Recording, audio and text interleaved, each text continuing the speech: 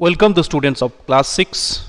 Welcome to our social science geography class, and today in this class we are going to discuss the exercise question and answers of chapter number 6. Okay, and the name of the chapter is Major Landforms of the Earth. So let's begin the exercise question and answers. So the first question is, answer the following questions. A.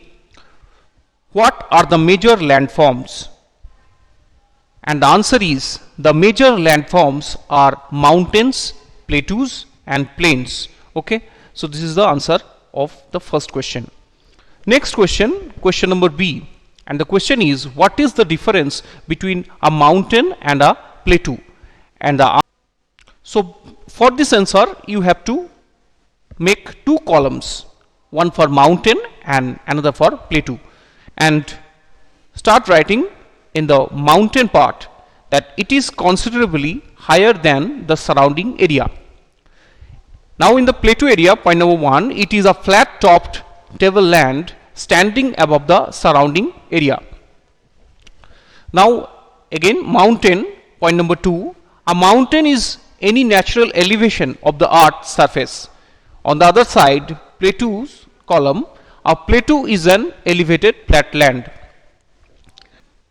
Mountain, point number 3, that mountain's elevation is in several thousand meters. And on the column of plateau, start writing that plateau's elevation is between several hundred and several thousand meters.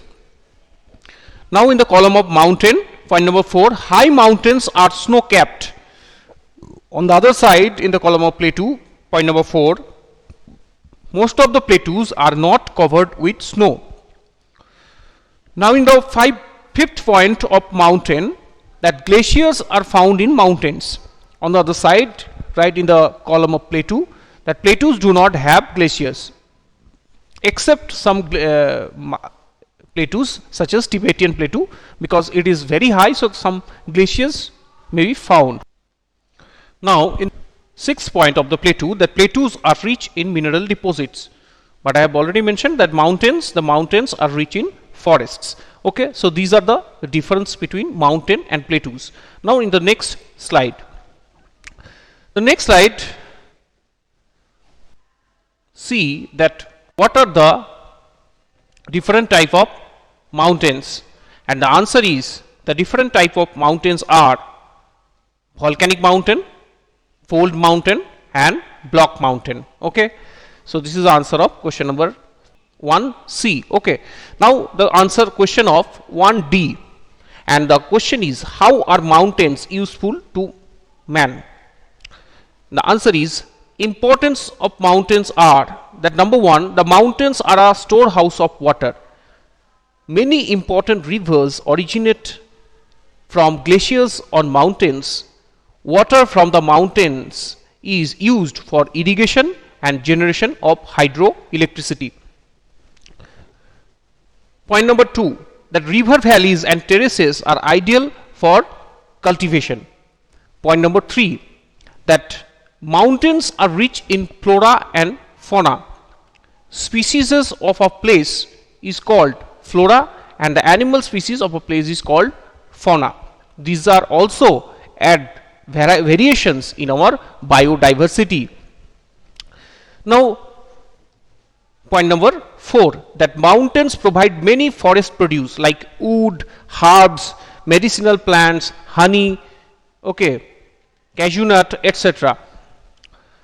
Now last point, point number 5, that mountains are ideal tourist spots. Many adventure sports are only possible in the mountains like river rafting, paragliding, hang gliding, skiing, etc. And in India, various tourist spots are situated in the mountains such as Darjeeling, Ooty, Simla, Srinagar, etc.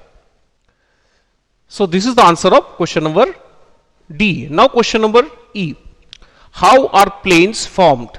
And the answer is, plains are generally formed by rivers and their tributaries, and the rivers flow down the slopes of mountains and erode them. They carry forward the eroded material that consist of stones, sand and silt. They then deposit these materials along their courses and in their valleys.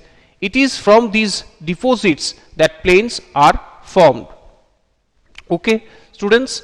Now question number F, and the question is, why are the river plains thickly populated? Why are the river plains thickly populated? And the answer is, river plains are thickly populated due to the following reasons. Question number 1, in the plains more flat land is available for building houses. More flat land is available for building houses. Point number 2, construction of transport network is easy in these regions. Construction of transport network is easy in these regions. Okay. And the third point, due to the fertile soil, the land is highly productive for cultivation. Okay. So this is the answer of question number F. Next question number G, and the question is, why are mountains thinly populated? And the answer is, mountains are thinly populated due to the following reasons. Number 1, the climate is harsh and mountainous, so it is difficult to live there, and the weather is very much cold, so it is very much difficult to live there. Number 2, since the slopes are steep, less land is available for farming, so farming is not possible, so people they suffered from food scarcity, so they have to purchase, they forced to purchase their foods from the plains. Number 3, it is not easy to construct houses, roads and buildings in the high mountain regions, and there is a very risky zone, the mountains, for building houses, because the landslides is very often occurred in mountain regions. Okay, so these are the reasons, that's why mountain region thinly populated. Okay, now the next segment of your question answer session, that is the tick the correct answer. So there are some options given in your book, you have to choose the correct option among these. So the first question is A, the mountains differ from the hills in terms of option number 1 elevation, option number 2 slope, option number 3 aspect, and the answer is number 1 elevation. So the mountains differ from the hills in terms of elevation. Now question number B, that glaciers are found in number 1 in mountains, 2 plains, 3 plateaus, and the correct answer is number 1 mountains. So glaciers are usually found in the mountains. Now C,